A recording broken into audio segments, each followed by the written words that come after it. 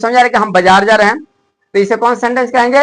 Assertive sentence. जिसमें आई ईट mango, मैं खाता हूं, तो आई ईट मैंगो, खा रहा हूं ना, ये नहीं कह रहा हूं कि क्या मैं आम खा रहा हूं, क्या यह आम सच में बहुत अच्छा दिख रहा है, हम इसे खा रहे हैं, ज्यादा लंबा चौड़ा नहीं बोल रहे हैं, सिंपल कर रहे हैं कि मैं आम खाता हूं, तो कौन सेंटेंस हो गया? असर्टिव। कोई दिक्कत?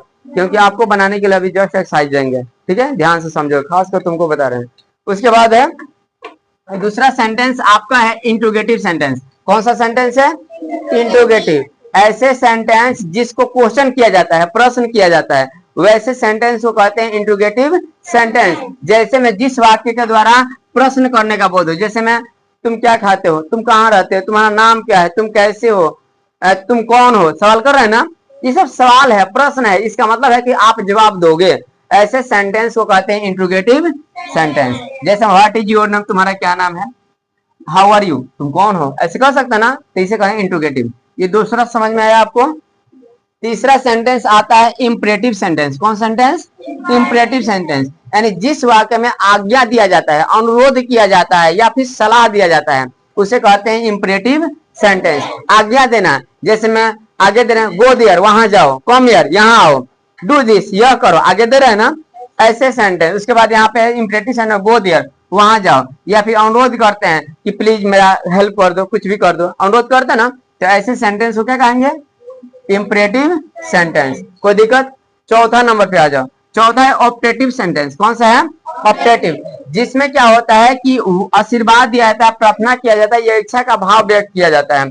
जैसे मान लो कि कोई आशीर्वाद दिया जाता है किसी को, या प्रार्थना किया जाता है, God bless you, God bless you बोलते हैं ना, हे भगवान मुझे अनुग्रहित करें, है ना, या फिर कह सकते हैं कि मे यू डाई, क्या तुम मरोगे, ऐसे नहीं होता है, या शराब देते हैं या कुछ देते हैं कि तुम मर जाओ, ये हो जाओ, या शराब देना, आशीर्वाद देना, गॉड ब्लेस्ड कहना, या किसी तरह का प्रेयर करना गॉड से, समझ गया ना, तो ऐसे सेंटेंस को क्या कहेंगे?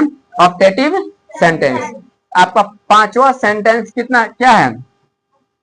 Exclamatory sentence. कौन सा है? एक्सक्लेमेटरी। एक्सक्लेमेटरी सेंटेंस में क्या होता है, इसमें इंसान बोलता है तो खुशी से बोलता है, कभी कभी दुखी होकर बोलता है, कभी होता है आश्चर्य हो जाता है, कभी भावपूर्ण दुखी होता है, कभी इसके आंसू गिरने रहते हैं, तो ऐसे सेंटेंस को क्या कहते हैं?